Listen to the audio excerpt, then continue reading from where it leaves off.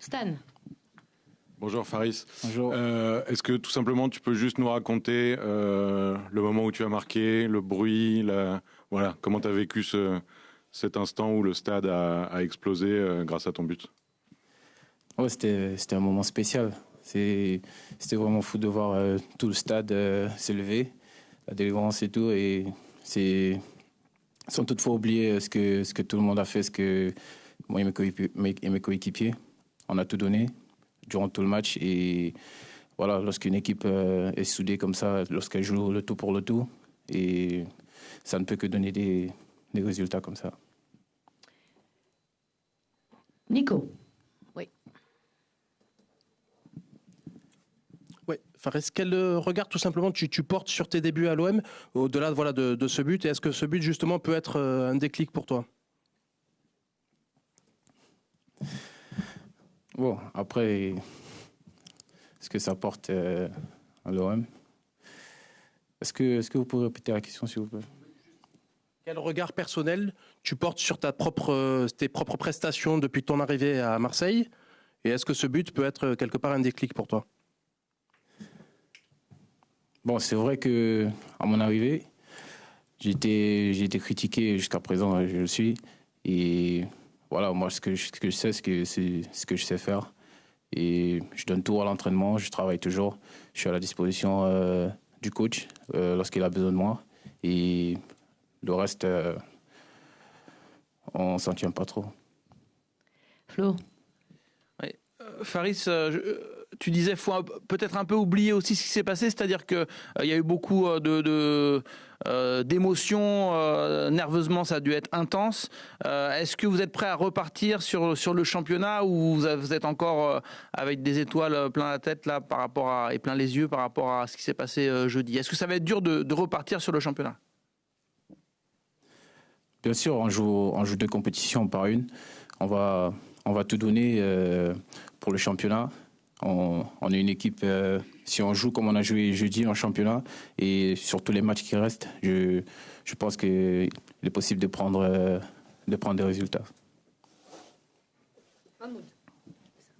Pouvez-vous me parler de votre alliance avec Aubameyang? On sent que ça fonctionne bien. Ouais, j'ai une très bonne relation avec Oba, surtout de grand frère, petit frère. Et je regarde tout ce qu'il fait aux entraînements. J'essaie de le suivre après les entraînements dans le travail individuel. J'apprends beaucoup de lui et c'est vraiment quelqu'un de bien.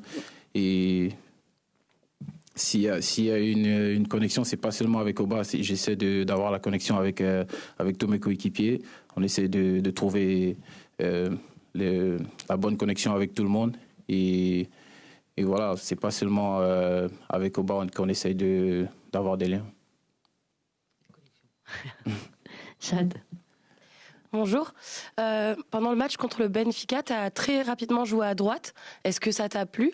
Et est-ce que tu penses pouvoir aider l'OM à ce poste-là si besoin? Pour moi, en tant que compétiteur, peu importe le poste, je suis prêt à tout donner. Je suis prêt à... Peu importe où je vais jouer, peu importe le match. La chose au final, c'est d'aider l'équipe et de tout donner ce qu'on a. Même si on n'a pas évolué dans ces postes-là auparavant, c'est de rentrer et de faire le boulot. Tu t'es senti à l'aise? Ouais, je me suis senti à l'aise. Oui. Salut Faris, ici. Tu disais tout à l'heure, vous jouez 2 compétitions différentes, que si vous jouiez le championnat comme vous avez joué la Coupe d'Europe, ça se passerait bien. Néanmoins, on a vu, malgré les prolongations, que ça a été difficile la fin de match contre le Benfica. Pendant tout le match, il y a eu un énorme pressing exercé par l'OM, vous avez joué assez haut. Est-ce que ça va être possible, avec tous les absents qu'il y a, de jouer comme vous l'avez fait contre Benfica? Ouais, bien sûr. Après... avec toutes les blessures qu'il y a, on essaie, le coach essaie de faire du mieux qu'il peut. Après, il y a des joueurs qui ne sont pas qualifiés pour l'Europe et qui sont qualifiés pour le championnat. Donc, on essaie d'aménager tout le monde. Et voilà, on s'entraîne tous les jours pour ces matchs-là. Et il reste 6 matchs du championnat.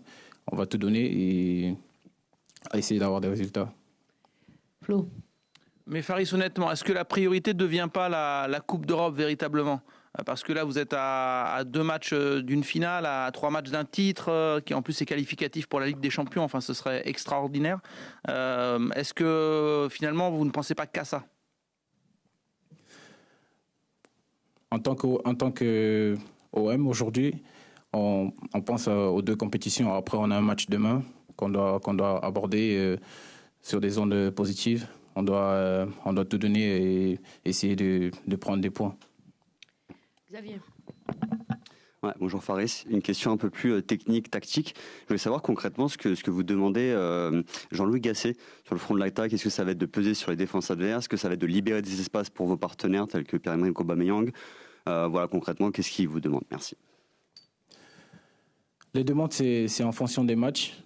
Parce que peut y avoir des matchs où il faut garder le ballon et aider mes coéquipiers à monter. Il peut y avoir des matchs où il faut être offensif.